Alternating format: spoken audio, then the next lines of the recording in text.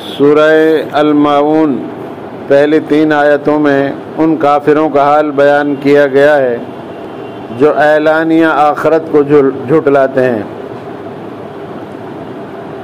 فرمایا تم نے دیکھا اس کو جو آخرت کی جزا اور سزا کو جھٹلاتا ہے، وہی تو ہے جو یتیم کو دھکا دیتا ہے اور لوگوں کو مسکین کو کھانا کھلانے پر نہیں اکساتا۔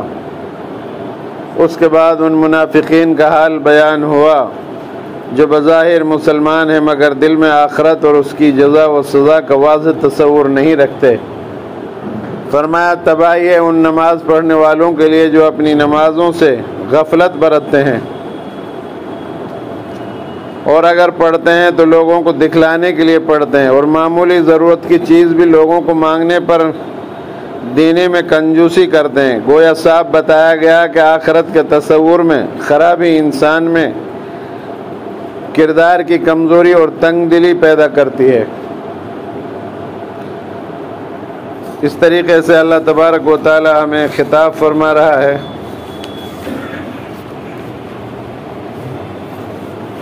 سورہ نصر یہ سورت حجۃ الوداع کے موقع پر منی میں نازل ہوئی۔ اس کے بعد حضور صلی اللہ علیہ وسلم نے اپنے مشہور خطبہ ارشاد فرمایا جس میں فرمایا کہ میں نہیں جانتا شاید اس کے بعد میں تم سے مل سکوں گا۔ سورہ نصر جب نازل ہوئی تو آپ کی زندگی کے بہت ہی کم وقت باقی رہ گیا تھا، صرف 80 دن باقی تھے۔ اذا جاء نصر اللہ والفتح ورأيت الناس يدخلون في دين الله أفواجا فسبح بحمد ربك واستغفره إنه كان توابا۔ تو جب یہ نازل ہوئی ہے سورت تو صحابہ کرام جو ہے بہت خوش ہوئے کہ اس میں کامیابی اور فتح کی بشارت دی ہے اللہ تبارک و تعالیٰ نے۔ لیکن رسول اللہ صلی اللہ علیہ وسلم کے جو صحابی حضرت ابو بکر صدیق رضی اللہ تعالیٰ عنہ تھے وہ رو پڑے اور کہا کہ اس میں تو رسول اللہ صلی اللہ علیہ وسلم کی وفات کی خبر پوشیدہ ہے۔ صحابہ کی قرآن پر کتنی گہری نظر تھی۔ بظاہر آپ اس کو پڑھتے چلے جاؤ اس سورت کو، اس میں کوئی وفات کا تذکرہ ظاہر میں نہیں، لیکن جب اندر غور کرو گے، اس میں تدبر کرو گے اس سورت میں تو پتہ ہی چلے گا کہ آپ صلی اللہ علیہ وسلم کو اللہ خطاب فرما رہا ہے کہ محمد صلی اللہ علیہ وسلم جو آپ کا مقصد تھا دنیا میں آنے کا وہ میں نے اب آپ نے پورا کر دیا اور اس کو تکمیل تک کو پہنچ گیا۔ اب آپ جو اپنے آخرت کی طرف تیاری کیجئے۔ آپ صلی اللہ علیہ وسلم نے حجۃ الوداع کے موقع پر صحابہ کو خطاب کیا کہ میں جلدی ہی اپنے خدا کے پاس جاتا ہوں، تمہارے واسطے قرآن و سنت چھوڑ جاتا ہوں، عمل کرتے رہے گر تم حکم پیغمبر پر، تم اس سے آ ملو گے آخرت میں حوض کوثر پر۔ آپ صلی اللہ علیہ وسلم نے یہ خطبہ دیا لوگوں کو کہ اب جو ہے میں جلدی اپنی خدا کے پاس جا رہا ہوں اور تمہارے درمیان قرآن اور سنت کو چھوڑ کر جا رہا ہوں، اگر تم اس پر عمل کرتے رہے تو آخرت میں مجھ سے ملو گے حوض کوثر پر، میں تمہیں پانی پلاؤں گا اور میں تمہارا انتظار کروں گا، اور اگر تم نے اللہ اور اس کے رسول کو حکموں کو ترک کر دیا تو پھر جو ہے اللہ اور اس کے رسول سے ملنے کی کوئی امید مت رکھنا۔ تو اس طرح سے حجۃ الوداع کے موقع پر اللہ کے رسول صلی اللہ علیہ وسلم نے یہ خطبہ دیا تمام صحابہ کو اور فرمایا جو دین اللہ نے مجھے دیا میں نے تم تک پہنچایا کہ نہیں پہنچایا؟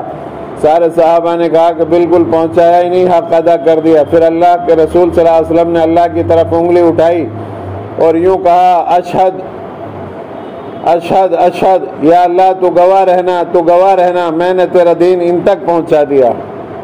اور پھر صحابہ سے آپ نے خطاب فرمایا کہ جو میں نے دین تم تک پہنچایا اب تمہاری ذمہ داری تم بھی اس کو دنیا میں عام کر دو۔ تاریخ میں لکھا ہے کتابوں میں جدھر جس صحابہ کا منہ تھا وہ ادھر ہی نکل پڑے تھے اللہ کے دین کو دعوت دینے کے لیے۔ اور آپ صلی اللہ علیہ وسلم نے تھوڑی سی مدت میں کل 23 سال کے عرصہ میں یہ قرآن کا قانون اور قرآن اور اللہ کے احکامات دنیا کے اندر عام کر دیے۔ بھئی 13 سال مکہ اور 10 سال مدینہ منورہ، کل 30 سال کا عرصہ، اور ایسے لوگ جن کے اوپر کوئی حکومت کرنے کے لیے تیار نہیں تھا، ان لوگوں کو رسول اللہ صلی اللہ علیہ وسلم نے ان کا جو ہے تعلق اللہ سے جوڑ دیا. جو آپس میں لڑتے رہتے تھے، اگر ایک کا ڈول ایک کے برتن میں دوسرے کے اونٹ نے منہ ڈال دیا تو اسی پر جھگڑا ہو جاتا تھا. بچیوں کو زندہ دفن کرنے والے لوگ اور شرابیں پینے والے، جوا کھیلنے والے، ہر برائی ان کا اندر موجود تھی. سوائے انسانوں والی اچھائی نہیں تھی، ساری برائی موجود تھی.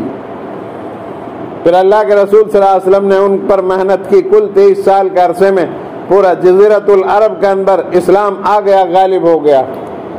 یہ اللہ کی مدد کے بغیر نہیں ہو سکتا تھا. تو اس طرح سے اللہ تبارک و تعالی فرما رہے ہیں مینا کے موقع پر نازل ہوئی. اس کے بعد حضور صلی اللہ علیہ وسلم نے اپنے مشہور خطبہ ارشاد فرمایا، جس میں فرمایا کہ میں نہیں جانتا شاید اس کے بعد میں تم سے مل سکوں. خبردار ہو، تمہارے خون، تمہاری عزتیں ایک دوسرے پر اسی طرح حرام ہے جس طرح یہ دین اور یہ مقام حرام ہے. اس صورت کے نزول اس بات کی علامت سمجھا گیا کہ اب حضور صلی اللہ علیہ وسلم کا آخری وقت آ پہنچا، اور اب اس کے بعد آپ صلی اللہ علیہ وسلم اللہ کی حمد اور استغفار کریں. یہ صورت بتاتی ہے کہ قوموں کے عام رہنماؤں میں اور اللہ کے نبی صلی اللہ علیہ وسلم میں کیا فرق ہوتا ہے. عام لیڈر اور رہنما اگر اپنے مقصد میں کامیاب ہو جائیں تو عام طور پر لیڈر اور قوم خوب جشن مناتے ہیں، مگر اللہ کے رسول صلی اللہ علیہ وسلم نے 23 سال کی مختصر مدت میں ایک پوری قوم کے عقیدے، خیالات، عادتیں، اخلاق، رہن سہن، کاروبار اور سیاست کے طریقے، یہاں تک کہ جنگ اور صلح کے اصول و قوانین تک بالکل بدل ڈالے، اور جہالت اور جاہلیت میں ڈوبی ہوئی قوم کو اٹھا کر اس قابل بنایا کہ وہ دنیا کو مسخر کر ڈالے اور عالمی اقوام کے امام بن جائے. مگر ایسے عظیم الشان کارنامے آپ صلی اللہ علیہ وسلم کے ہاتھوں انجام پانے کے بعد آپ کو جشن منانے کا نہیں بلکہ اللہ کی حمد و تسبیح کرنے اور اس سے مغفرت کی دعا مانگنے کا حکم دیا گیا، اور آپ پوری عاجزی کے ساتھ اس کام میں لگ جاتے ہیں.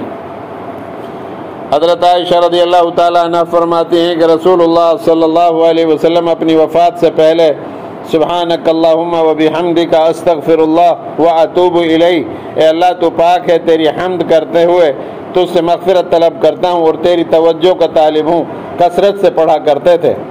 اور حضرت ام سلمہ رضی اللہ تعالیٰ عنہ فرماتی ہیں کہ رسول اللہ صلی اللہ علیہ وسلم کی زبان مبارک پر آخری زمانے میں اٹھتے بیٹھتے آتے جاتے یہ الفاظ جاری تھے، سبحان اللہ و بحمدہ، سبحان اللہ و بحمدہ، یہ پڑھا کرتے تھے آپ صلی اللہ علیہ وسلم. آپ صلی اللہ علیہ وسلم بخشے بخشائے پھر بھی استغفار پڑھ رہے ہیں. یہاں سے آگے کل بتاؤں گا. آج اتنے. دعا کریں اللہ ہم سب کو عمل کی توفیق عطا فرمائے.